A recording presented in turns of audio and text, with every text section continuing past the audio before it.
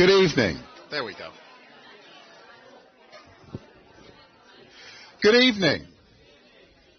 Good evening. So, believe it or not, this is actually our first meeting of 2015. For those of you who showed up back in January, you probably still haven't left this place because that was the blizzard. So our January speaker has moved. He could never make it here, and no one else could either. That's a good question. So I want to welcome you all here tonight. Many of you are familiar faces, so the important things around primary drives like how to leave in case of emergency or how to find the men's room or ladies' room are fairly straightforward. You just go out the door, turn left, turn right. And if you don't know where you're going, ask your neighbor because they've already been there. A couple of things in terms of what's happening. It's so good to see all of you, and it's for me, it's kind of like coming home. And when you come home, it's so nice to share and talk about what's up. And so that takes me a little bit into the networking guidelines, which are make sure you have friends, you talk, you share, and then you can begin to talk more about business. It's not business first in this organization, it's friends first. So just keep that in mind. There are a couple of things that we are doing because, as you know, ASTD is no longer ASTD, American Society of Training and Development.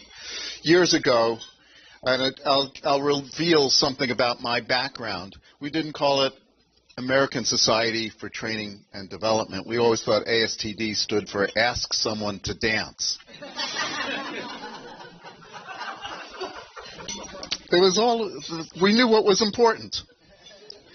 So, but it means that we need to change our bylaws. And we will be changing our branding. We will be changing a lot of things. And so you will see in the next 4 to 6 weeks a change in the website. You see the transitional branding that we've put into place in a number of areas where we go ASTD to ATD. For the next 30 days, you have the opportunity to review the changes in the chapter bylaws. And then you will, as chapter members, we will send it out to all chapter members.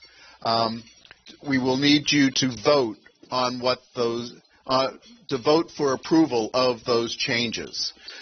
Essentially what we've done is just update what National has asked us to update so that we can fit under their umbrella and still stay a member of ATD and keep our not-for-profit status. But we can't do that without your vote, and that will happen sometime around March 24th. You get 30 days to look at it before then. One more thing, and you'll hear more about this when we talk about volunteers, but in the spring is when we talk about succession planning. You know, young people talk about other things. In ATD, in this chapter, we talk about who else wants to be on the board. We do have a lot of fun if you know my version of ASTD.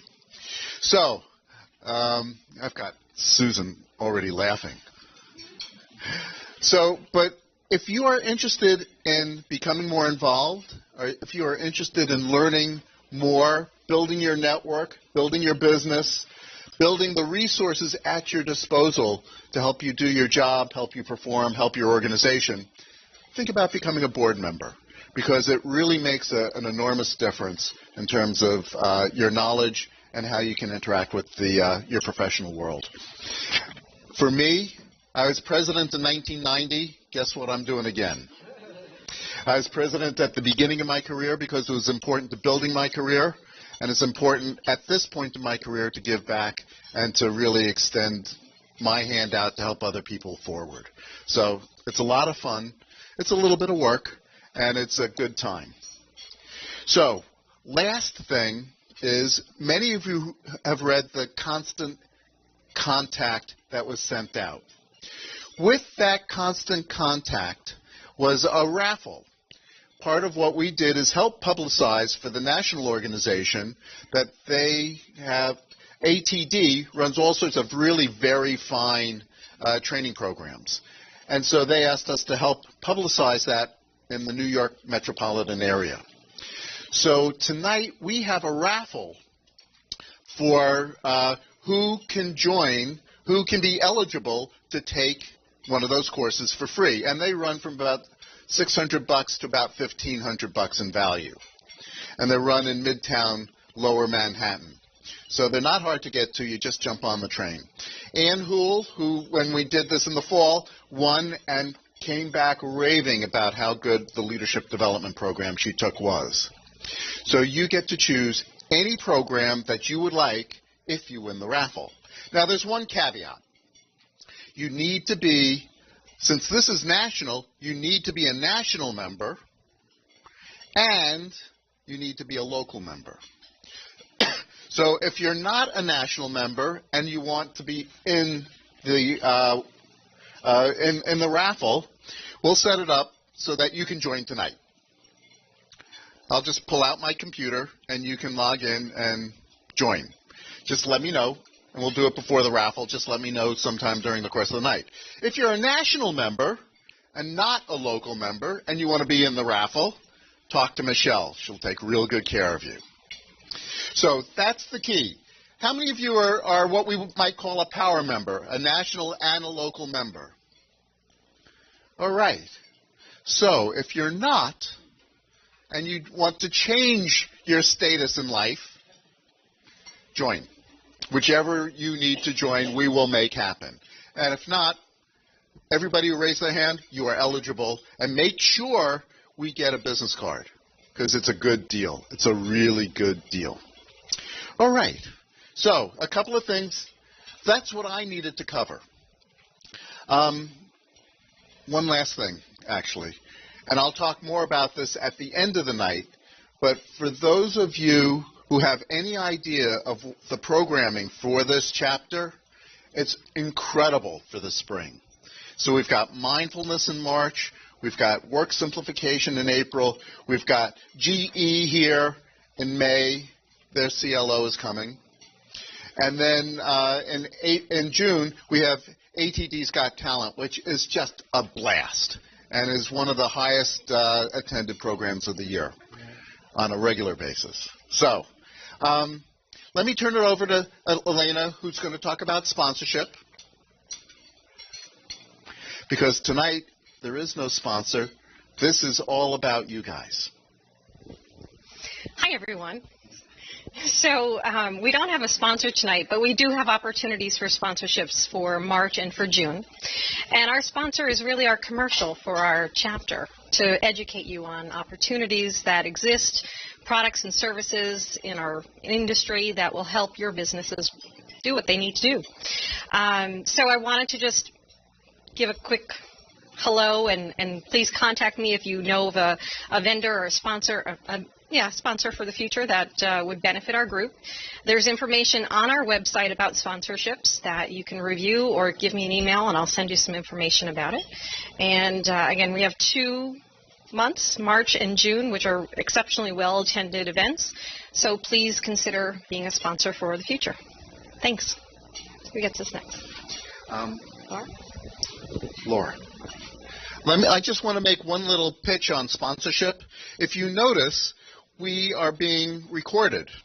So if you are a sponsor and you want share of voice, you are now on a webcast that is archived, that is free. All you need to do is click and register, and then you become part of a permanent record that as soon as someone clicks in, who do you see first? You don't usually see the speaker. You usually see the sponsor. Share a voice, presence, forever. That's a pretty good deal.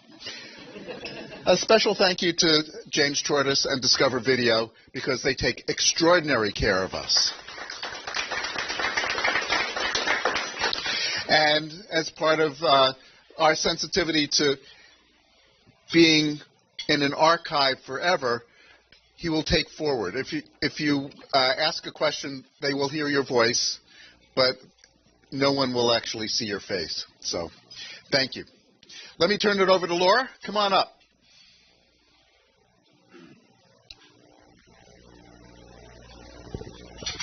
Thank you, Ross. So good evening, everyone. I want to just cover a couple of things with you. One is, do we have any individuals here that are here for their first ATD meeting? Oh, we have quite a few. Okay, excellent. Well, we'd like to just give you an opportunity to introduce yourselves. Now, I know he can't pan, so should we have people come up or? Just do a short introduction at your place. Okay. All right. So I'll pass this to you first. Hi, Hugh Seaton, founder of the Chopin Institute. We do training for first-time and first-line managers out of Stamford, Connecticut. Thank you. Thank you. Welcome. Who else?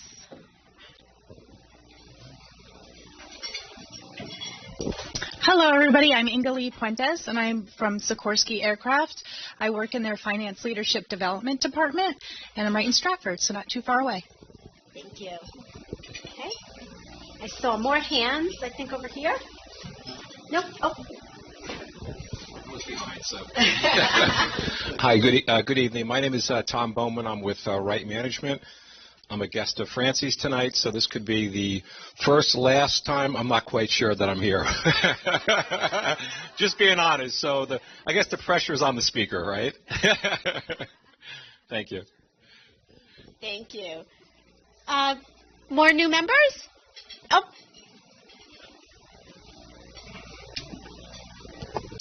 Hi, everybody. Thanks very much for the opportunity. My name is Martine Cuomo. I'm a business immigration attorney with Fragaman, and I came across ATD as I was looking at some SHRM, Fairfield County, and Southern Connecticut offerings, and so it seemed like an interesting article about AIG, so that's why I'm here. Thanks very much. Thank you. And hi, everybody. My name's Vivian Henshaw, and I'm from Save the Children. We just recently moved from Westport to Fairfield, and I'm a specialist in talent management. So I've been living and breathing performance management for the past couple months, so really excited to be here. Thank you. Thank you. Anyone else? Okay, thank you so much and welcome. We're so glad that you've joined our chapter, and hopefully we'll have Tom join our chapter as well. And I just want to introduce my counterpart in membership, Mary Beth Schroeder, in the back. And for those of you that are new members, be on the lookout for a new membership packet that will be coming out to you in probably the next 2 weeks. Okay? So thank you. On a different note, I also look for volunteers for our chapter. So we have a couple of volunteer opportunities. So new members, you guys are always nice and ripe to want to jump in and help. So if any of these things appeal to you, Elena spoke about sponsorship a few minutes ago, and we are always looking for help to help us identify sponsors for the chapter. So if you have an interest in wanting to help bring sponsorship to our chapter, please tag Elena or tag me. We have volunteer opportunities sheets on each of your tables, as well as in the back on our resource table that Martha will talk about in a moment.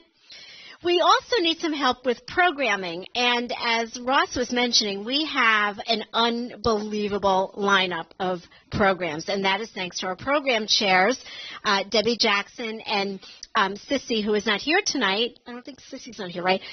But, get more mindful, to become more talented, right, and all those wonderful things that we talked about in the lineup, I'm all on board for that. So please, if you have an interest in helping with programming, we'd love to have you.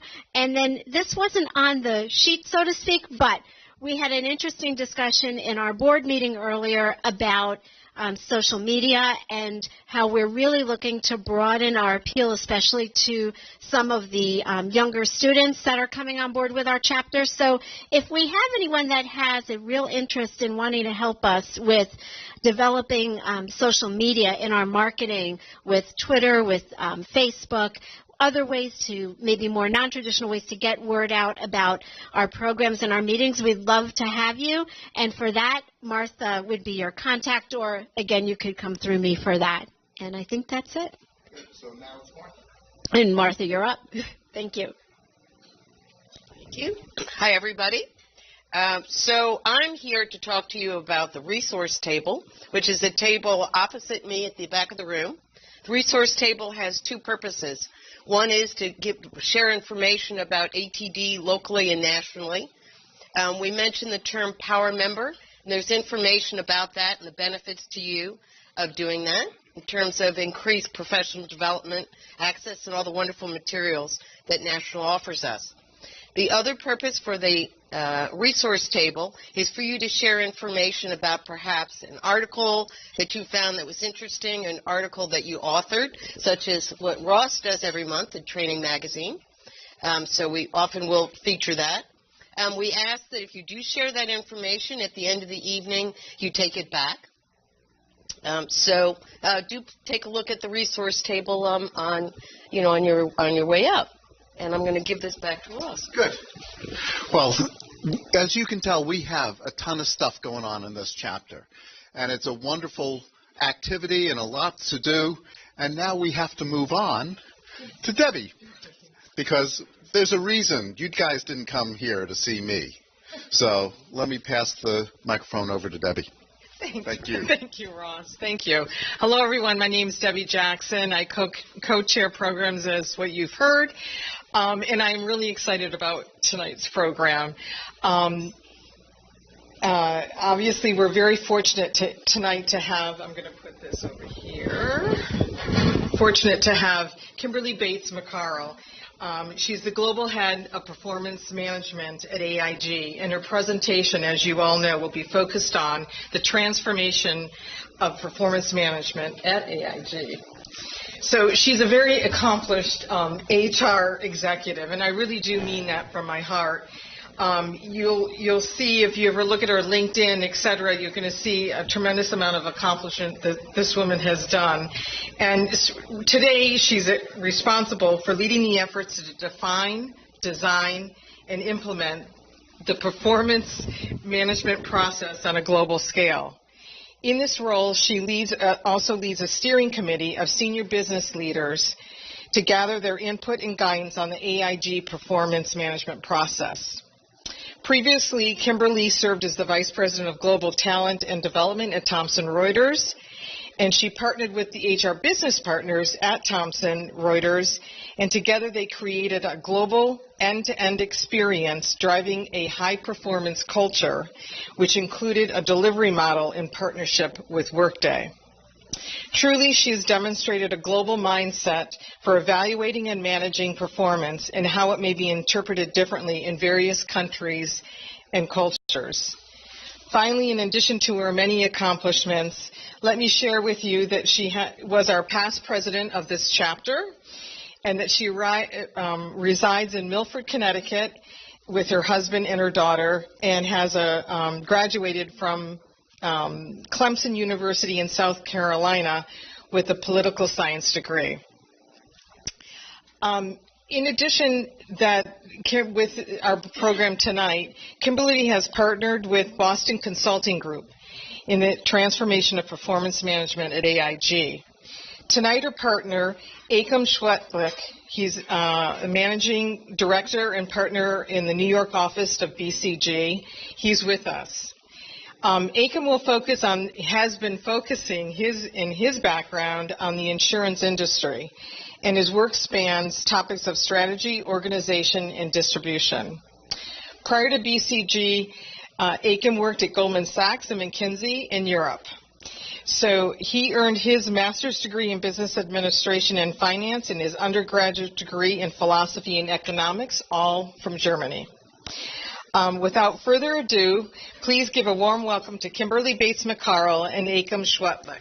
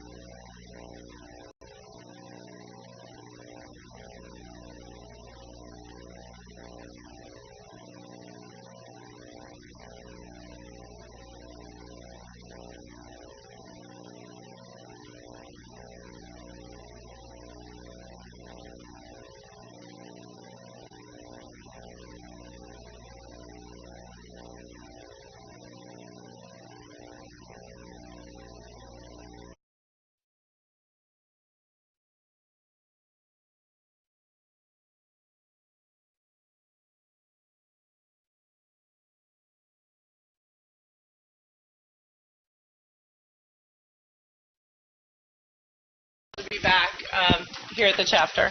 Thank you. Thank you very much. So 2 years ago, I was going through interviews for the role at AIG.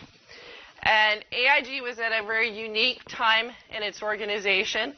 As I was going through the interviews, I had the great fortune of being in a senior HR transition group that Challenger Gray and Christmas offers.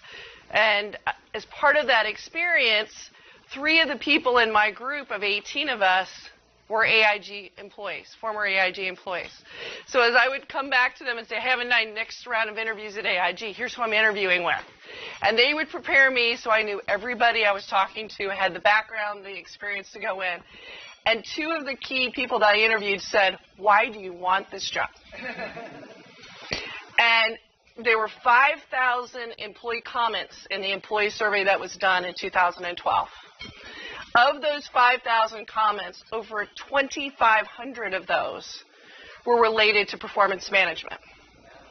As I was going through the interviewing, I was going on Glassdoor and reading from former employees and current employees, and every single employee comment, whatever else they also said, they talked about how bad the performance management system was. So as I was contemplating the opportunity, I thought, I have never considered a role in which I'm walking into something that is so hated in an organization. Do I want this? This is something I even want to have an involvement in. But my eyes were certainly wide open, and I think that's very important to know going in to any type of experience, and certainly this one was that type of challenge for me. Through the session tonight, we really want to give you an understanding of the company, where we've come and where we continue to go, the evolution that we have gone through in performance management and where we're going in the future in regards to that. Talk about sponsorship and the C-level.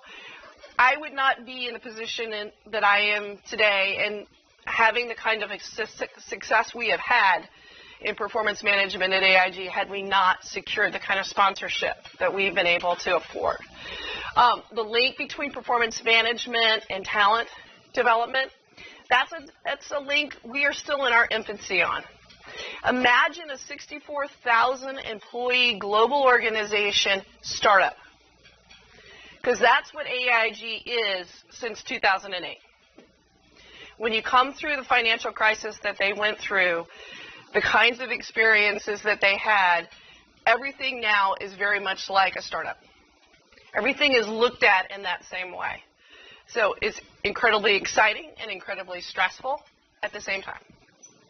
We'll also talk about the next steps that we're taking in the organization around performance management.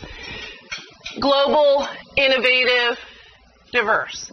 Certainly that kind of an organization, and I can tell you from a performance management standpoint, we have over 50,000 employees of our 64 are in the performance management system. And we have the same template, the same process in terms of our global nature, but we also have very unique situations in Germany and France and Israel and Japan and South Korea that affect the way that we do our jobs. So it was great to hear the person who mentioned she was here as a lawyer. We deal with our employee relations team all the time. We're going through appeals right now with performance review ratings from 2014. And that's a part of the process that we go through. So there's so much that covers performance management. This is the first senior performance management role that I have had at a company this size. I did head talent management roles at companies of 4,500 to 8,000 to 11,000 employees. But to do this job for 50,000 people out of a 64,000 employee population was a huge step forward to me. But it was really, no one else wanted it. I mean, it really was one of those situations where, you know, they were having a hard time finding somebody, not only that was interested, but more importantly, who had the kind of background. So I felt like going into it, I had a real opportunity to score a lot of points and put a lot of big points on the board for the organization, and I think we did that. AIG is a presence in over 130 countries and in every region of the United States, so a major global footprint. Where we've been, it's really important to understand When Bob Ben-Moshe, who had been the CEO at MetLife, was asked to come to AIG, and he was asked to come by the head of the Federal Reserve at that time, the government stepped in to bail AIG out. Bob was asked to take on that role. When he came into the organization, he saw a lot of things. One of the things he saw from a performance management standpoint was 80% of all employees were rated a 1 or a 2. In our current rating system, a 1 is the best that you can get, and then a 2, 3, 4, and 5. So when you have 80% of your employees getting a 1 or a 2, you can imagine the kind of lack of differentiation that's going on. So Bob put in forced distribution. It was successful for him at MetLife. He wanted to do the same thing at AIG because we had to be able to perform. And he made it very clear. And he did a tremendous job looking at the compensation process, ensuring there's a tight alignment between performance management and compensation that continues today. The head of compensation and benefits and HR operations is a very close colleague of mine. We do a lot of work together because our work is so in sync together. So we launched the process. They did that in 2009, 2010. Imagine going from 80% of those people getting 1s and 2s to suddenly 20% of people were getting a 4 or 5. That's a significant cultural change. You can imagine the kind of gamesmanship that can develop in that sort of situation. What they also did is they put in place something called roundtables. And those roundtables were literally like where you're sitting right now, eating your meal. You would come into a room, mostly in person, and in 1 year they did 1,400 of these between October and January. Imagine just the coordination of that, let alone the actual facilitation in the meetings themselves. They lasted anywhere, the typical hours were 4 hours in length. When I was going through my interviewing, I learned that the highest one they had was 14 hours. That was one in Asia that went on for 14 hours. People could not leave the round table until they had met the distribution perfectly. 10% 1s, 20% 2s, 50% 3s, 20% 4s and 5s. And how it was determined that you would be in that group was based on the job grades that reported to you. So if you had a job grade 20, everybody else in the room had a job grade 20. That could have been the end of the similarity. You're in HR, you're in marketing, you're in operations, you're in sales. That's how dissimilar the jobs were. So people were talking about my person's a 1, and here's why. And my person's a 1. And people didn't know each other, didn't know any background, didn't have any comparison. So you can imagine the challenges that had. And you can imagine how people really started to distrust the outcomes of those discussions and the ratings themselves. And there's a term in AIG called forced 4. So what's a forced 4? What do you think? You have to be a 4. We couldn't leave the round table till someone or X number of them became a forced 4. Imagine having a conversation with somebody who's met every expectation, but there has to be 20%, 4s or 5s. So somebody or somebody's had to be that forced 4. So those are some of the evolutionary pieces. When I came into the organization, it was at the beginning, they had just had the results of the 2012 employee survey. And the feedback was so tremendous that this is not working. People didn't think it was fair. They didn't think it was equitable. They really mistrusted every aspect of it. And at the same time, if you were a 1 or a 2, you were very well compensated. So it was hard for those individuals to be against it. But as they looked at it from a management standpoint, it was very difficult to do. So when I came into the role, they were moving in the direction I would have wanted them to go in. So it was a great time for me to join. On my second day with the company, I was asked to come to the HR executive group's meeting. The very next week, I was asked to present to them about what we were going to do about performance management. So one could say I really hit the ground running. Well, one of the things that we did is we reduced the number of roundtables, and we only did them for the senior leaders in the organization. We use Cornerstone as the system that we currently use today for performance management, learning and development, and succession and talent reviews. In that process, we put in calibration, which is an automatic ability to roll up and look at one right after the other within the manager hierarchy. So remember those roundtables where you didn't know anybody and you didn't know why?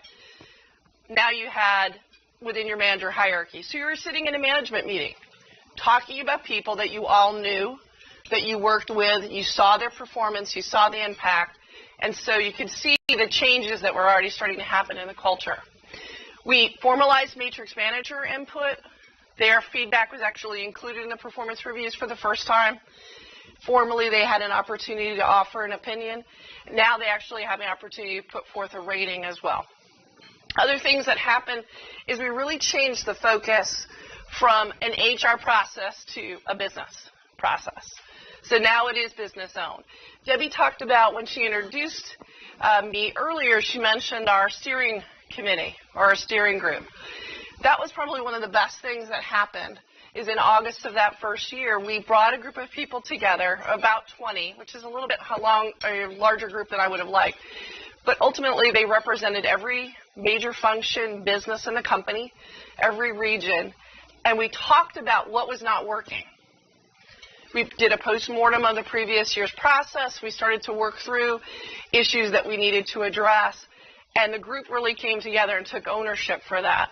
When they made their recommendations, they came as a group. Our senior business leaders, Kimberly facilitating conversation, here's what we're presenting to the CEO and the leadership team. That had a lot more weight. And so you can imagine as we move forward into 2014, we have a much better understanding of what the organization needs. And we're in a situation where the business has bought into it as well. Some things that we also did, we made changes to our rating distribution. We reduced from 20% to 15%. Doesn't seem like a great deal, but I can tell you when I started that following January, I was in a meeting, and I was sitting in a meeting where I was asked to share with the CEO, Bob Ben-Moshe, what's a challenge I'm experiencing. So before I shared my challenge, I said, I'd like to ask you a question first. He said, Bob, you've met me before. I'm the global head of performance management. I really want to know, this is an area you have a great deal of passion about. Before my team and I, our steering group, spend a tremendous amount of effort on this, what's off the table? What are you not willing to even consider? Because I want to know that up front. So he sits there and looks at me and says, okay, I can't think of anything. Nothing's off the table. I said, great, that's wonderful. So some of the things we've been considering, Bob, is a change in the distribution of 4s and 5s. We think that percentage is too high. We've done this for 3 years. There's just not even 20% left in the company. If there were any dead weight there, it's gone. We've matured as an organization. We don't think that percentage is correct. That's off the table. Okay. Well, we've also been talking about making some changes to our compensation and how we do percentages against those ratings. That's off the table, too. So you can see this was the beginning of my first full year, and I'm like, oh, great, this is really fun. I wonder how this is going to work. I came back to the steering group. They said, Kimberly, don't bother. I said, I have to bother. This is my job. This is what we're supposed to do. Let's pick and choose the things we think we can make the biggest impact on. So even a 5% change in distribution was a positive impact. The changes we made to the compensation, the changes we made to ratings definitions so that they were clearer and more understandable in terms of what it meant to actual performance made a difference. One of the other things that we did is we worked on our user experience. Cornerstone I'm not a big fan. I think every system has its flaws, but it's just not my favorite, at least around performance management. And so one of the things that we're doing as an organization is we are moving to Workday. I don't think that is the be-all, end-all either, but I think it's moving in the right kinds of directions, and we're excited about the opportunities it presents for us. But one of the things that we were asked to do in the fall is to write a white paper. What were we as an organization going to do around performance management for the end of 2014, for 2015, and for 2016 and beyond? I took the parts around ratings. I took the pieces around the history of performance management and worked on that, the ratings themselves, and also on goals. The head of comp looked at the compensation and the rewards piece. Our new head of talent management looked at pieces associated with how all of that worked together in terms of development. What we found is we had about 4 or 5 different voices in that white paper, and it was several pages long. And we were starting to look at who could help us, what was the best cases, what were the best practices out there. I had the pleasure of getting an opportunity to work with Akeem and his team from Boston Consulting Group. They were doing work with us at AIG. We talked to Deloitte. We talked to McKinsey. And we came right down to it. The opportunities we had with Boston Consulting Group, we thought that they best understood our organization, where we were trying to go, and they had a real good feel for where we were looking to go as an organization around performance management. So we brought them in. I'll talk a little bit more, and Akeem will talk a little bit more about what we did, but that sort of gets us to where we are today. So this is our performance management cycle. I'm sure it's very similar to ones that you have in your organization, the goal setting, mid-year review, year-end review. It was not something that was highly publicized. Even the logo that you see in our slides, that was a big step forward in terms of branding and just getting our messages out, working with our communications team. That sponsorship, I talked about the steering group. Their responsibility was to represent their constituents. That governance, that philosophy, that process, they were champions both individually and as a group, and it made a huge difference in how it was perceived within the organization. When it came down to presenting to, it would have been Bob Ben Moshe, and we walked in, and it was actually Peter Hancock, who was ultimately made the CEO in September of last year. We presented, and it was presented by the steering group heads of the business. Now, Mitch Schultz, who's the head of compensation and benefits, and I were both there. And we were there to answer questions, but the business leaders were the ones that presented our recommendations. Much better perspective coming from a business leader than from an HR leader. And it had that kind of impact. We did a post-mortem, they presented, and it really set the tone.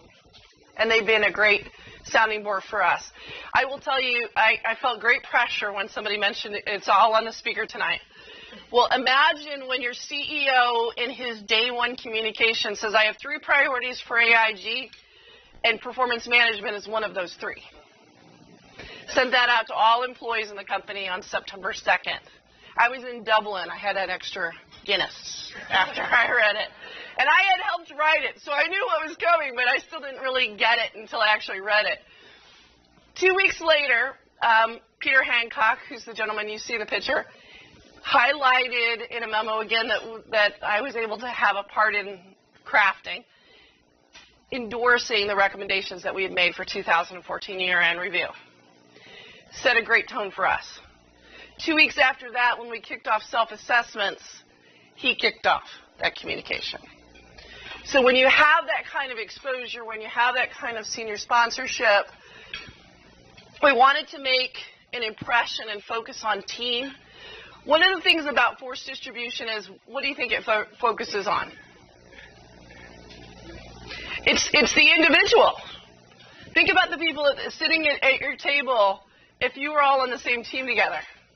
In a force distribution, what are you looking at? Who's going to get the 1? Who's going to get the 2? Who's going to get the 3 and the 4 and the 5? It doesn't encourage teamwork, collaboration, because everybody's like, I want to be the one to get the 1 or the 2. So we used our sponsorship of the All Blacks. We support New Zealand's rugby team, the All Blacks, and the Ferns, which is the women's team. They are world champions in rugby. Many of you may have seen them play. I've seen a couple of matches. They are absolutely phenomenal. They do a traditional New Zealand dance at the beginning of their game, and it absolutely freaks out the rest of the competitors. But we've been using them to help us make the messages around performance management. The communications team that I work with has been amazing. We work in partnership in everything that we do. So they get me in Inside Contact, which is our contact page, our intranet site. They get us in the daily reminders that go out. They help us design the web pages. They do all of that. But it's because we have a team of people that are working together on that effort. This is our year-end review timeline. I know a couple of you mentioned that you've been working on year-end reviews. Ours actually extends until April 17th, so it's a 5-month process. I wouldn't encourage that. It's just, it is the way we are at this point in our organization. We're also at the same time doing goal setting for 2015. And in my role, I'm also responsible for executive performance management, so I'm dealing with the executives on their goals as well, which is a completely different process, and it's all done offline. So there's a lot to it, but you can see the components and the partnerships that are required throughout the organization. That's been a big learning. Yes? On self-assessment, do they get any training on how to complete a self-assessment? Great question, Alice. So the question was, do they get training on self-assessment? One of the things that we came in, when I came into the organization, we were doing a lot of webcasts with a global organization. That makes a lot of sense, trying to bring people together, the costs associated with training. One of the things that we have done over the last year is we've gotten Articulate storyboard licenses, very reasonably priced, and our team has dedicated individuals who design performance management courses for us for managers and employees. So we have that. We, at one point, were looking very closely at doing translations, and we were doing Japanese, Portuguese, Chinese, and what we were finding is the only ones who were actually using it in any other language but English was Japanese. So we were spending all this other money to make it available for our Latin American colleagues, and they weren't using it. That's culturally, it was not the best way to use that for them. So we use different approaches. But all the training materials, we have a training work stream that manages the year-end review process, and they put that together. We have a 45-person team that we put together to help with year-end reviews. We have communications, data, reporting, design, sort of global designs. We deal with the exceptions and eligibility, appeals. We also work with communications and then training. It's a whole team. Next week we have a post-mortem to talk about what worked well and what didn't for 2014 year-end review and also goal setting. This is a calibration. This is a new word for me. I hadn't heard that word used before, but it really is the way we got to that distribution.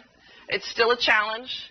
We did make it again this year. We did make it with that adjustment. At 3s are now 55%, 4s and 5s are 15%. But the future is looking at, do we move away from that altogether? Do we transition? Yes. What size of population, granted you'll have the total population yes. that need to be within that band, but how small of a business unit or anything do you look at? It's a great question. And actually, I'll go to the next slide. So it works up from the very bottom. So the self-assessment is completed by the employee, then that goes to their manager. They look across their group, and they make decisions on initial ratings.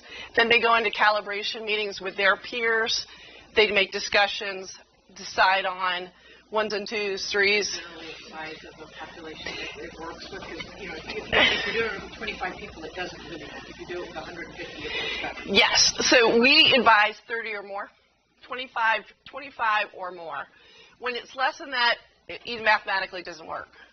So we really do struggle in those really small teams of individuals, and that's something that we're continuing to fight, is just how do you make that work in a small team environment. But most of the organizations, as it goes up, it does roll up.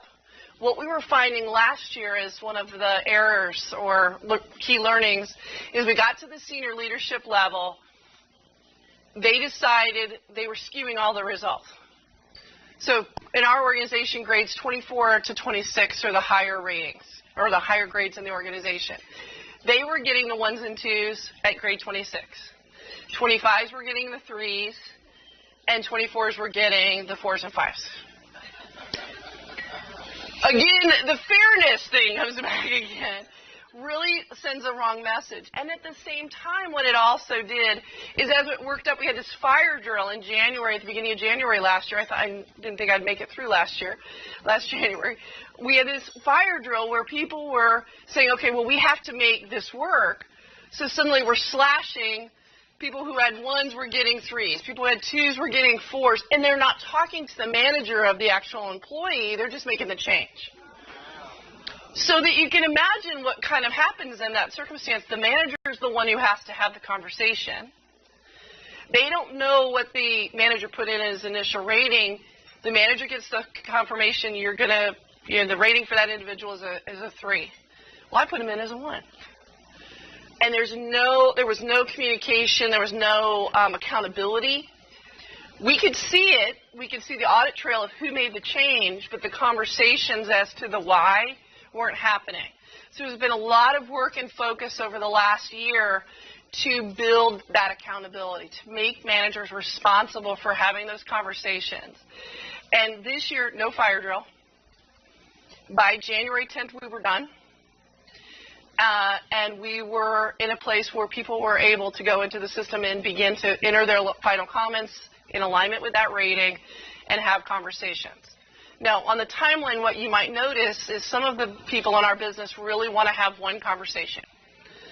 They want to tell the story of, here's your performance, and here's how that works out in your short-term incentive. There's others of us who believe that when you have the performance conversation, you talk about performance. When you have the compensation conversation, you have the compensation conversation. So many of us did ours before the end of January. But we have a whole group of people out there who want to do it at the end of March, which is why it's a 5.5-month process right now. So that's something we're working toward of how do we truncate that time, because self-assessments are done in October and the beginning of November. That's a long time for people to wait, and they've assessed themselves and to have to wait that length of time. So you can see we have a long way to go, but we have definitely made some good progress. This was the message that Peter Hancock sent out to the employees on January 20th. Again, we have his sponsorship, so it's been tremendous. He sent out, here's our top 4 AIG priorities. I want you to cascade these goals and these priorities through the organization.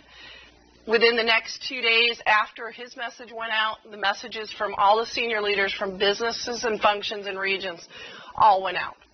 And they had a single place on the intranet site that we have that all employees could see them.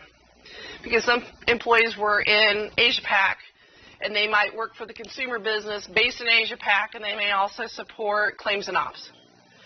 So it's important for them to understand the goals and priorities of the business leaders or function leaders or region leaders that they are involved with. The process has gone very well. Today was the deadline, actually. So I'm anxious to see for the enterprise, our goal setting deadline was today. So I'm anxious to see how our percentages are tomorrow morning. We are very much a last-minute organization by culture. Yes, Martha. So some of us are trying to inculcate a coaching culture. Yes. So that it's not just end of year, it's mid-year.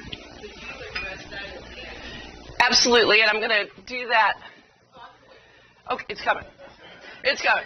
So this was our opportunity to highlight the ferns because we weren't doing enough, I thought, to have diversity of men and women. So this is the New Zealand Ferns rugby team. Ready, set, your goals. So Martha's asking about those links.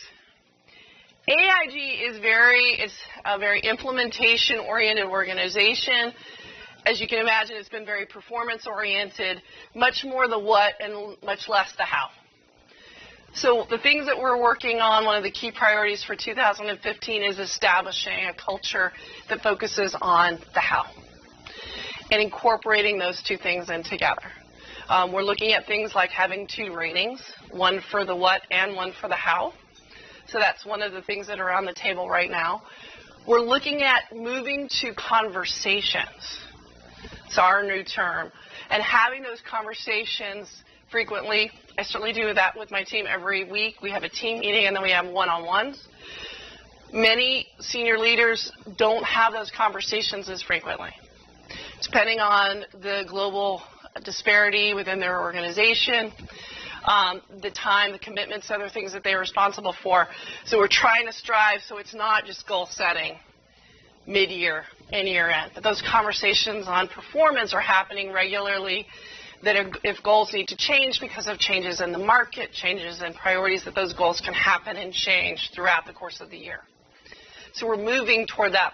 That's that manager accountability, that skill level at the management level is an area of key focus for my colleagues and I in talent management. Because I don't think we're there yet. I think people really need that, just the basic. And you talked about it when you introduced yourself and talked about first time and frontline managers. I mean, some of those skills, we don't see that in our population. We've done a lot of focus on senior level. We have a leading one AIG. We have a leading leaders. Now we have a leading others. And the next focus is leading self. But it's all that development piece where we're trying to make those linkages, and we're struggling a bit to make them all the way through. Yes?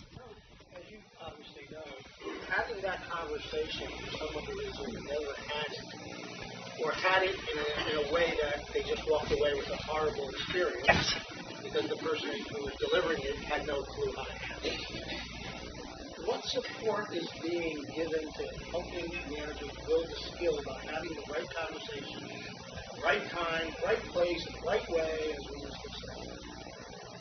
We're doing a variety of different things. We're coming at it from providing tools for our HR SVPs, our HR strategic business partners, and our regional HR leads so that they can use those tools with those individuals and business managers in meetings and in training sessions. We're also providing tips and tools, scenarios, examples, trying to give people more and more comfort level with having those tough conversations, and quite frankly, having the good conversations. And I'll tell you, I read a colleague in employee relations sent me a deck a couple weeks ago, and the front of the cover says, Managing Performance at AIG. I said, oh, that sounds like something I might be interested in.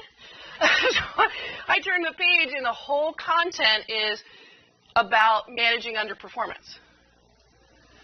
They actually had an example of, pick which of these isn't an example of managing performance. Do you know what the example was supposedly you were to have picked? Was the person who did so well and you wanted to recognize them. And I said, actually, that's an example of managing performance too. What everything else in your content is underperformance, let's call it underperformance, managing underperformance. But we're not a big recognition culture. We definitely pay, and we definitely recognize people in short-term incentives, and we have a generous long-term incentive plan and a generous pension. But we don't regularly recognize people. We have something called a spot award. Guess how many people I have to get to sign off on a spot award? Anybody? 5. How much do you think that award is? At the most. $250. 5 signatures for $250. I've been in my career for 29 years, and I don't have the authority to make a decision on $250 or less. So this is not a, we have, remember I said, what did I say? Huge, what? Startup. We act like it in a number of ways. That's one of those examples. So we have some opportunities there, and that's why colleagues like Akeem and others are ones we're talking to really help jumpstart some of those efforts. Alice. How do you get buy-in internationally because there are different cultures in the different countries as well as within between departments? We have been very successful. The question was how do you get buy-in globally? We've been very successful with these year-end review performance management team project teams. These are 40 to 45 people, in many cases handpicked. They represent our compensation area, our HR strategic business partners, our regional heads, regional leads, our analysts, everybody is focused on that team, and they all represent all 4 of the regions that we support. So, it presents some challenges in setting up meetings and calls, and we're very good about recording things. But one of the biggest parts of that is to engage them in the conversation. Let me share with you in Japan. We have a really unique situation there. Employees in Japan are not allowed to be calibrated outside the country by someone else at grade 23 and below. So you saw that manager calibration roll up. So that means Peter Hancock, John Doyle for the head of commercial, and his folks all the way down. If they're outside the country of Japan and they have employees 23 and below, they can't make the decision about that rating. So people have to be aligned to a manager based in Japan. We have to go through that process, and we have to keep them separate in our rating setup so that employees don't get mixed. So we have employees who can't be calibrated. We have employees who can get a rating but can't be calibrated. We have employees who can't get a rating and can't be calibrated, but they get a short-term incentive. So it's a very complicated organization, and I'm sure many of you deal with the same thing. What we've been fortunate up to this point is the fact that because we have had such a strong collaboration between those teams, we know about it. Every once in a while we get the new one of, I have never heard this one. But we do have really good discussions about eligibility, who's going to be included. In Israel, non-management in Israel cannot be calibrated. They can't even be in our talent connection system. So everything has to be done outside the system for them. In France and Germany, because of the workers' councils, they can be calibrated but not within the system. We post-load their ratings in after. So those kinds of nuances. We have a group, we have service centers around the world, in the Philippines, in Bogota. Their jobs are not different, one to each other. They have production goals that they need to meet, and our process today doesn't fit them. So we got to figure out segmentation. We'll talk about that in a second. We have to do some things to do that differently. Make sense? All right, so this is our performance management website. So we have 3 tabs: goal setting, mid-year, year-end. This is our homepage for Talent Connection. We use those announcements. We do everything to drive people to our online courses, to our job aids. We always make sure that the timeline is very clear so everybody knows, because we tend not to be a very deadline-oriented organization, so we're trying to change that. Things that we did around the white paper. What we ended up with is a 31-page tome on performance management. Who did it go to? It went to the Human Capital Management Committee of AIG. So these are senior leaders, most of whom don't come from an HR background, don't have a history and understanding of performance management beyond being a user of it. And so we needed to talk about the history. We needed to talk about our strategy for 2014. 2015 and 2016, and we needed some key components to pull that together. And this is where Akeem and the work that Boston Consulting Group has done really helped us tremendously to have those key components. We talked about those choices, we did the framework, and then we proposed some objectives and design principles. I have to say I got really embarrassed a couple of times reading some of the feedback from our president, from our head of HR on our white paper and what we did. But it was really that partnership both within AIG with my boss, the head of compensation, and our chief learning officer, and then with Boston Consulting Group that really brought it all together, because we were really coming at it from different ways. They helped us with one voice, but most importantly, they gave us some components to put an anchor to what we were doing. So let me turn it over to Akeem. I want to have him walk you through the anchor. In the assessment that you see, that's the 2 or 3 page document. You'll see those components. Thank you, Kimberly. Can you guys hear me okay? Quick question for the room. BCG or Boston Consulting Group, how many of you are familiar with it, or to how many of you is it appealing? Okay, then I will not spend any time covering BCG. The only thing I'll say, I think this is quite relevant for HR performance management, is BCG is a general management consulting firm, so we straddle the whole thing from strategy, soup to nuts strategy, to operations, including a fair focus on organization design, performance management. But I think that being a mile wide and a mile deep is helpful to make that connection to understanding the business. In my case, I spent the better part of the last 10 years working in the insurance industry, which helps to understand the culture and how the business works beyond just saying an HR functional perspective. So with that in mind, Kimberly and her team were kind enough to invite us in, and they said, the challenge is very simple for you guys. You get to square the circle, because we've been thinking about this a lot, and we want to be very thoughtful, given that within 5 years or so, we basically went full circle from having almost no HR corporate function with the right systems and performance tools and whatnot, to being at the other end of the extreme, having a very tight performance management function with forced rankings and a lot of noise in the system and so on and so forth. So we don't think just swinging the pendulum a little bit back is necessarily the right answer. We want to be more thoughtful than that. Can you paint for us a picture about the entire spectrum of performance management? What are the levers?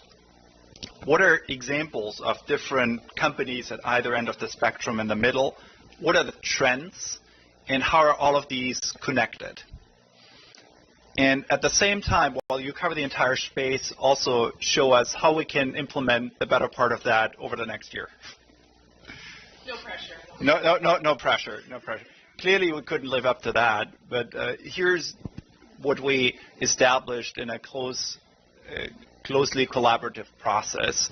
Let me actually, rather than walking through each of the headers on this page, jump right to the next page. Can you guys read that? You have it and you have it in your handout. These are what we thought were the 6 dimensions of performance management in which you can determine how to best position your company. The first one talks about the goal setting process, so that's very much in line with that circle that was shown before. And here are the key design choices you can make. One is around how do you set the goals, bottom up, top down. Clearly the traditional way is to do it more top down, but then does it cascade all the way through in a mechanical process, as in all the goals, especially on the business side, add up to the entirety of the organization?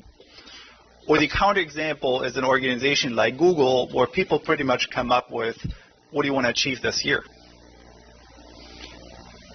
Then clearly there's a question around intensity and literally the number of goals. How many things can you manage towards without losing sight and focus? In our world, there's no single goal that we can manage towards because it's way too complex. At the same time, if you have 8 things to keep under control, it's just confusing because it no longer guides your daily priorities. And then last one on the goal setting is what Kimberly mentioned before as the collateral damage of the forced rankings. There was very little focus on team, right? What is the span from being all individual to all team with upsides and downsides to it? That's about goal setting. The next step then, if you follow the cycle, is the performance review. How do you do that? Do you reward the what or the how? Outcomes versus behaviors. Again, to put it into context, AIG a fairly output-oriented culture. But if you go back to the point that was made before about integrating performance management and talent development, if you don't manage or if you don't review the hows, it's very hard to make that link. So you can imagine that dimension. What is the right frequency? I think we talked about the mid-year review before. There's companies that do it on a much more frequent basis. I'm representing one of them, because if you think about a consulting business, we have about 6,000 to 7,000 consulting staff worldwide in BCG that we need to manage. That's a huge crowd, and our business works in project cycles.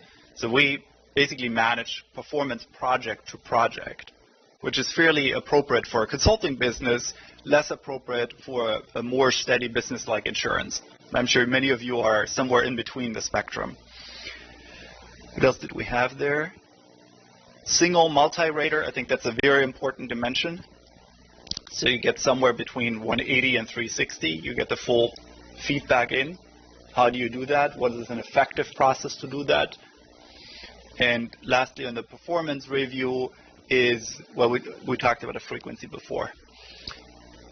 On the ratings, then here comes the infamous, do you do it as a forced ranking or a qualitative one? And somewhere in between is, do you do it as a rating? One more on the curve.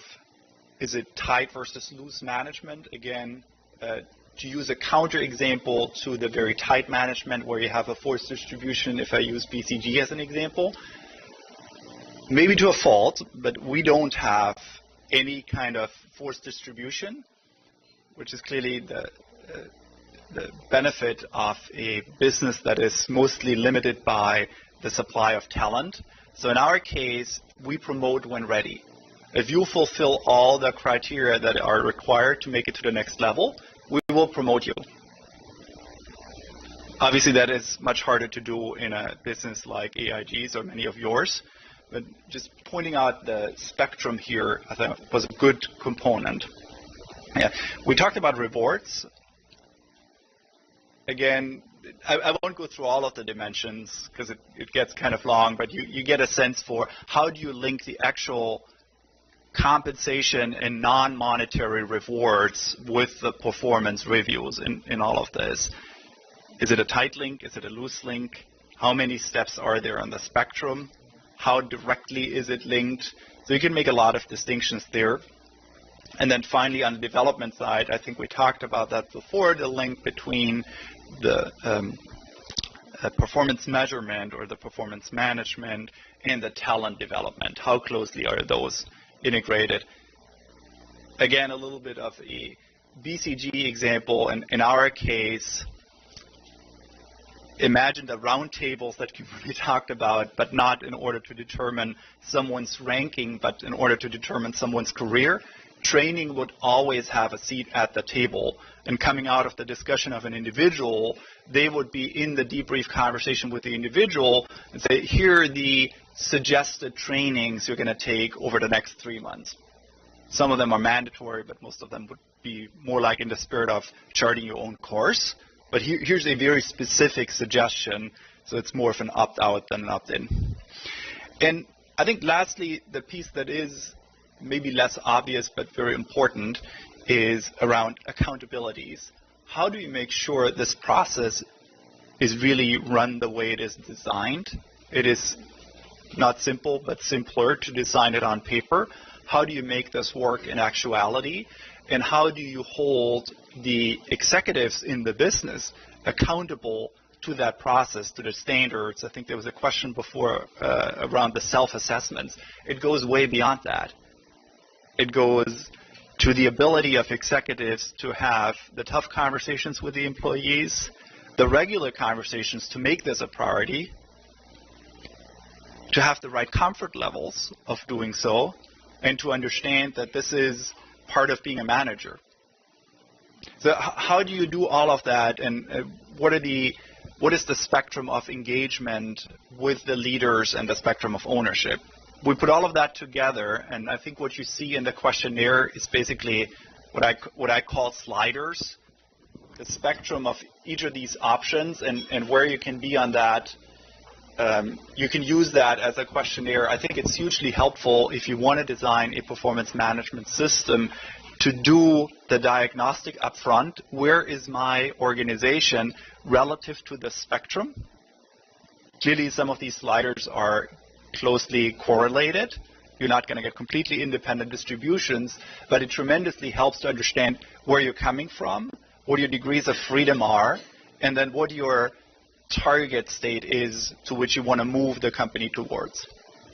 And the question that we asked in the survey when we sent it out to our Human Capital Management Committee members is, where are we today and where do we want to be in 5 years in terms of AIG? And it's helped us begin to craft that 2016 and beyond plan.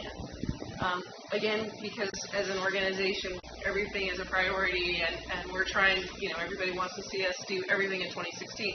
It's just not possible. We're taking on Workday implementation, so we'll have a new system that all of our HR systems will be based on. That's coming in fall with goal setting in 2016 in January. So there's things that we're going to do in 2016, 2017, and 2018.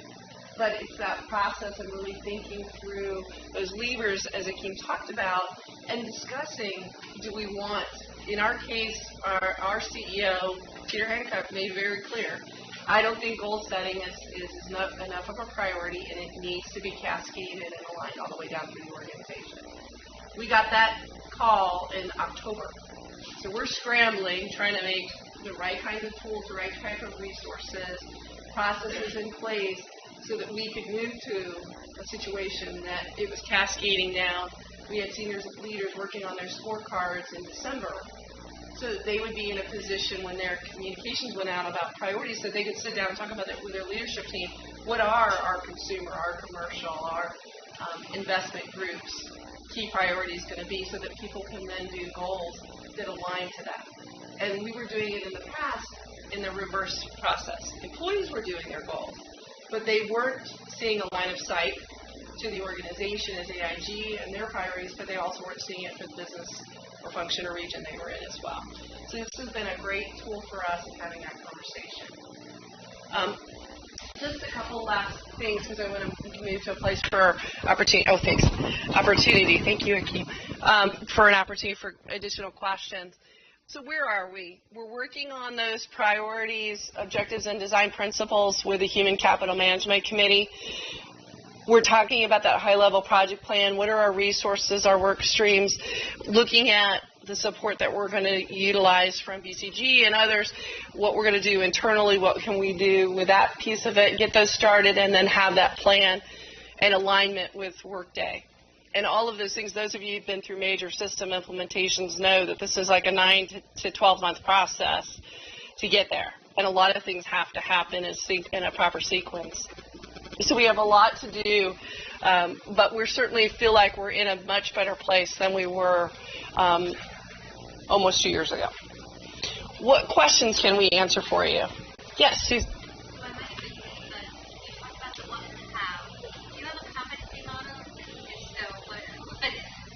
So we have been using the Lominger competencies.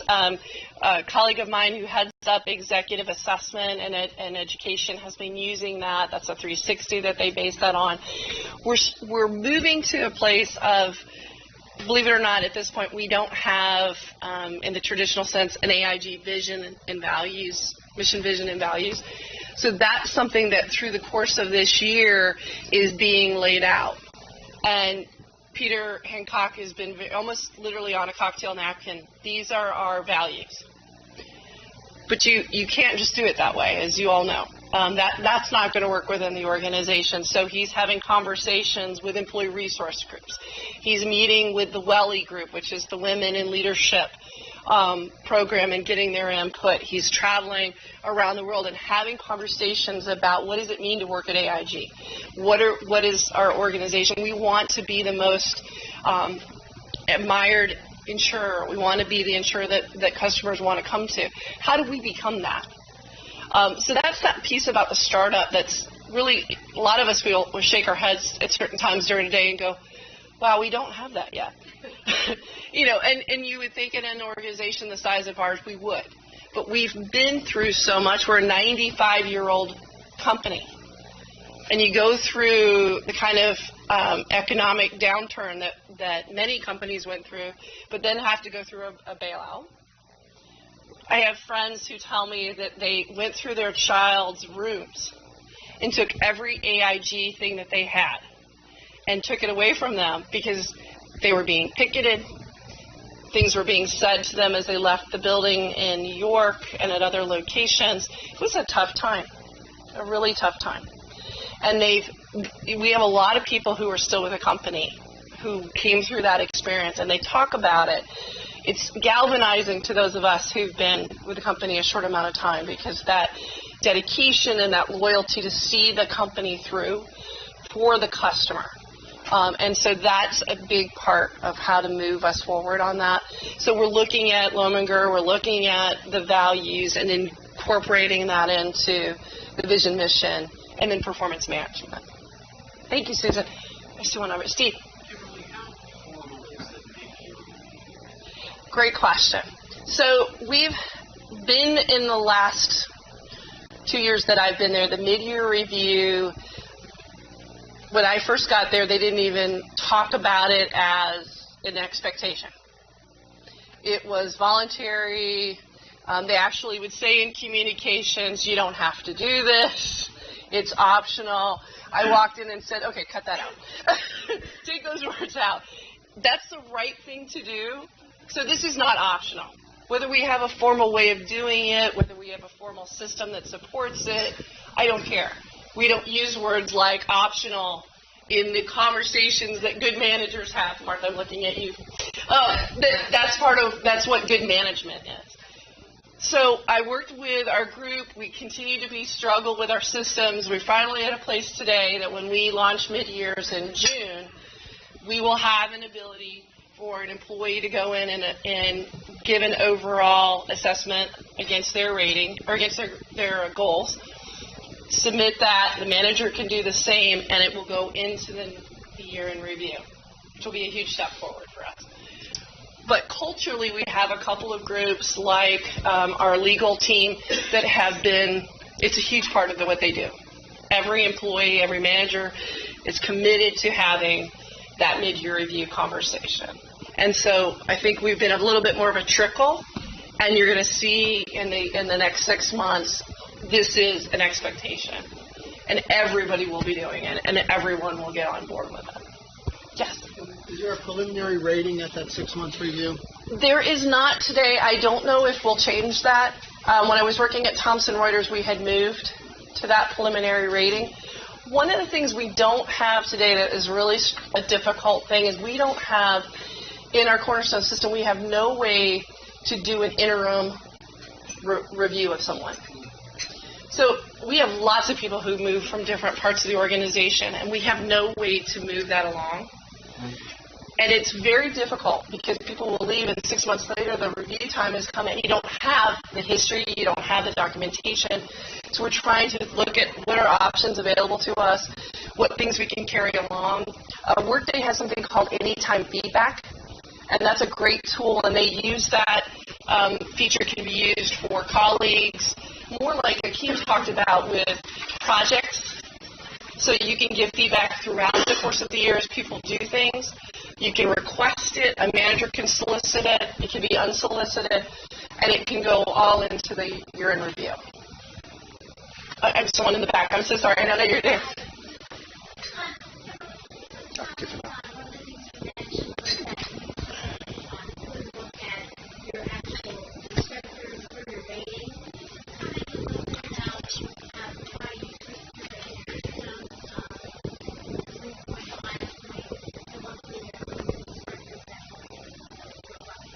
That's a great question. We, when I came into the organization, we had a 5-point system. We had something, the rating for 4 was called developmental. Now, I thought that was quite curious because it was so close to a 5, and then we had, remember, what was that term I told you earlier? Forced 4s. So you're a forced 4, Rona. This is a developmental thing. You were the one lucky enough to get one this year. Next year it'll be someone else. I could not get my head around that. And I would talk to colleagues in other parts of the organization, and what they told me that they had been doing to get to our distribution is they were giving it to new employees. So let's imagine this. Christian, welcome to AIG. We're so glad to have you. 6 months later, we sit down to have a conversation. We've documented her performance. And Christian, you're moving in all the right directions. Developmental rating is the right one for you. She said, but Kimberly, I've heard about this before. What is that going to do to my record? What's going to happen if I get another one next year? All these things. So that message was very strong. So what we did is we've changed it. People will say we may be splitting hairs, but what we've said is it's underperformer. And it's underperformer in relationship to your peers. And we've clearly stated that. So it's either you didn't meet expectations or in alignment with your peers, your performance was considered underperformance to your peers. And so that's the wording for a 4. A 5 has become that much clearer definition. It's become that lower performer. So, we really tried to work through what the words were being used, what kind of picture did that paint, what scenario, and we really struggled with that force 4 because when you read it, it just did not fit with what people were having happen to them. Now, do we still have a force 4s? I think we have some. Last year, we did have some reductions in force. We kept track of all of those. We gave managers back credit for any terminations that they managed of a poor performer being managed out of the organization, even if they left on their own accord, but they had gotten a 4 or 5 the year before we gave that manager credit, so that people would deal with the performance at the time it occurred, rather than what they did 3 years ago is they would wait and say, I'll hold this person till November, I'll give them a 5, I'll terminate them in the next year. So I can use that 5 so it doesn't go against somebody I want to keep. So you see the kind of behaviors that can kind of start to have happen. Karen.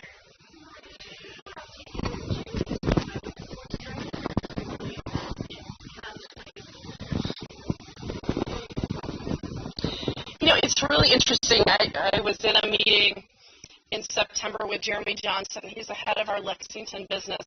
And we had gone to David Rock's neuro leadership session, and there were about 35 companies there.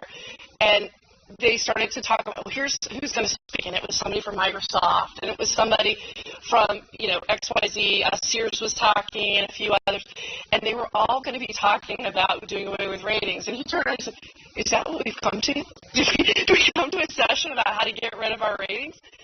And other people in the room were doing the exact same thing. I didn't realize that this was about a meeting about getting rid of rating. So financial services companies, insurance companies, that those ratings have been important for helping make a connection with compensation.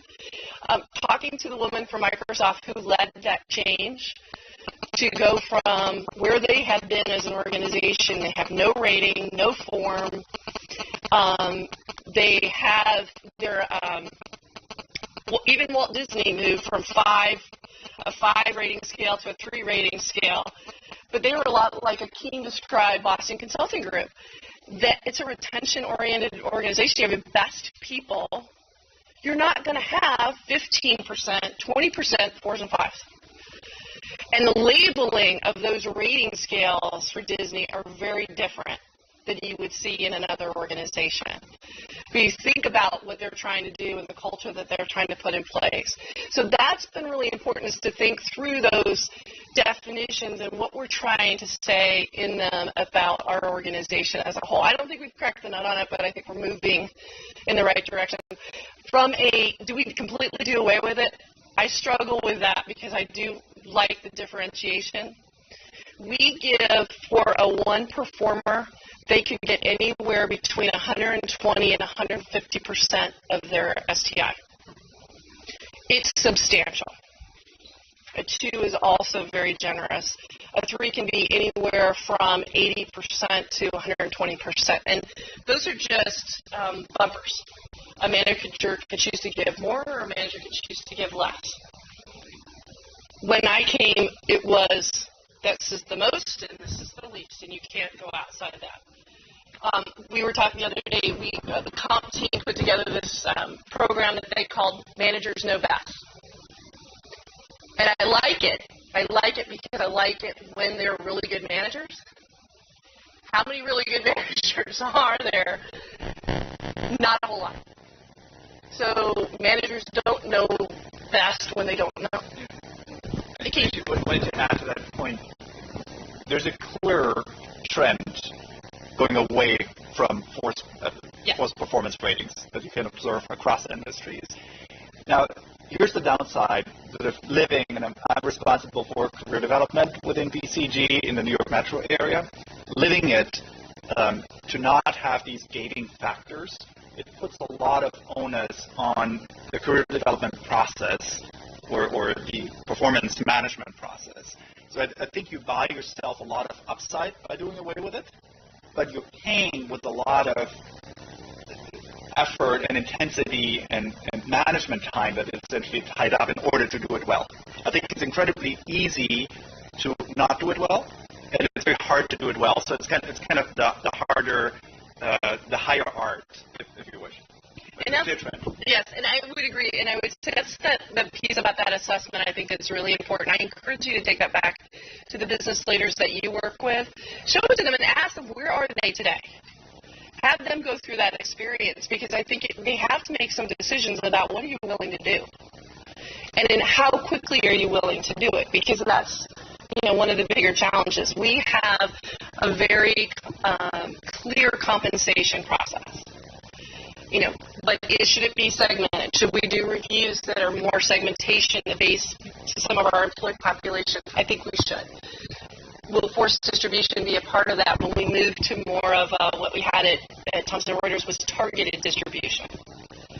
But I'll tell you, one of the things I do see at AIG that I never saw anywhere else, guess how many percentage we have 10% ones? That's our scale. How many ones do you think we have? We go to 10. When I was at Thomson Reuters, if you got the top rating, we might have 5% dedicated to it and 2.2% would get it. Because the managers would say, I've never seen a 5 before. And it was the opposite term, but that's what they would say. At AIG, we use every single percentage we can get. And in some cases, it's 11% or it's 12% in one job grade, because we see it across grades first, and then we see the roll up for the entire organization, that bell curve. I know we're close. Can we do one more? One more. If we have one more. Yes. Are you looking, I see all the changes and things that you've made. Are you looking at, in the future, doing anything with continuous feedback, like using social media We have talked about that. Peter Hancock, who's our CEO, is passionate about social media. How can we, harness that and utilize that for all things that we're doing within the organization? So I see us, being in a situation where we have more opportunities to use it than we probably have ever had. And we're doing, white papers are becoming a very commonplace within our organization. Although I have to tell you, our 31, somebody sent me a 2-pager. And they wrote white paper, and I go, oh, no, that is not a white paper. It's a discussion summary, but that is not a white paper. We have blood, sweat, and tears in our 31-pager. But I think people are really thinking through the strategy. It's an investment of your company's time and energy and resources, but it is definitely the direction. And one of the things, Sears is a great company for that. You should check out what they have. They've been doing some wonderful technology. I'm going to I4CP. It is a company that does a lot with performance management, talent reviews, succession. Their annual conference is coming up in March, and Sears is talking about what they're doing around their feedback and social media. All their goals are transparent, so that you can see them all the way through the organization. So some exciting opportunities coming. Thank you all so much.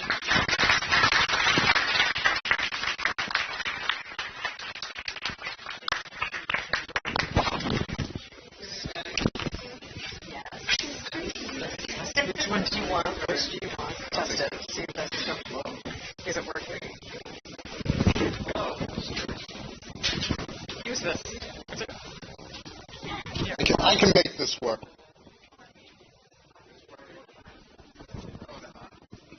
You want this? Ross. I teach listening skills. What's your name? Okay. All right. Kimberly, thank you. I saw you, I don't know how many years ago, not many, obviously we're both so young, when you were at Reuters, and you did this drop-dead presentation on talent management. It's good to see you haven't lost your touch. It was great tonight. Thank you very much. So if you've enjoyed tonight's presentation, it just continues from here. Mindfulness, simplicity, CLO for GE, and then ASTD's Got Talent. The hit parade just keeps coming. So I expect to see many of you over the next couple of months because it's fabulous. Please fill out your evaluations. A couple of things just as highlights. There is an excellent, I was on the design team and so was involved in the selection of presenters for the ATD Northeast Region Conference. It's coming up March 27th. Excellent conference. There's a blue little blurb on your table. Take a peek at it. Go to the website site if you'd like to go. It's really pretty good. So there are two raffles that come up. One is for a free meeting. So drop your card.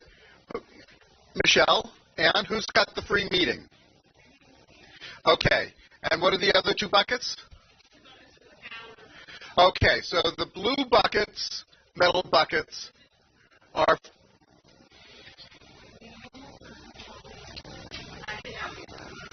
see how the board just jumps in. Who would like to join the board for next year? We're doing succession planning right now.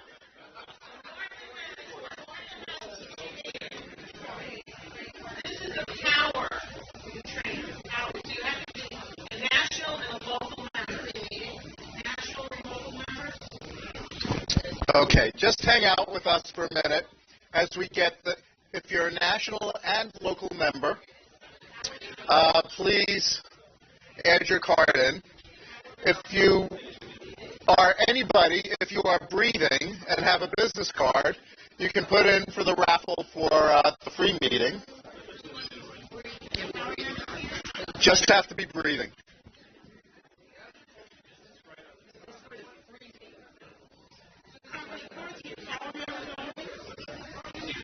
Well, let me give you a power member.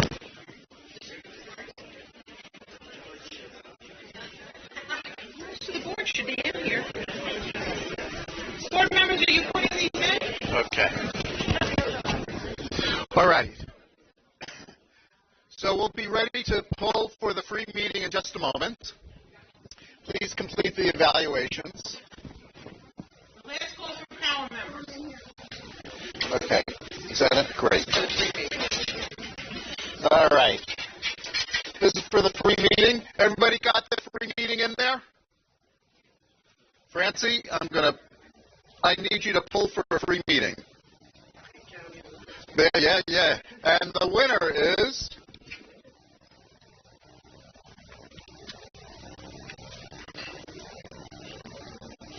Phil Levine. All right. Actually, let me give this to the right person.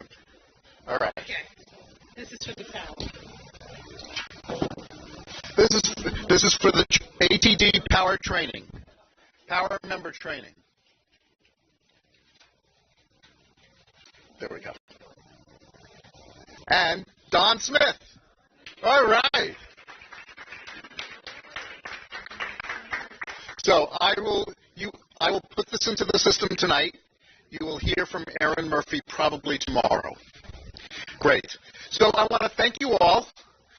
Thank you to Discover Video for videotaping.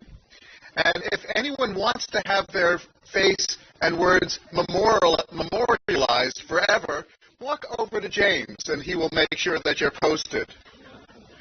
Thank you for tonight. Safe trip home. See many of you in a month.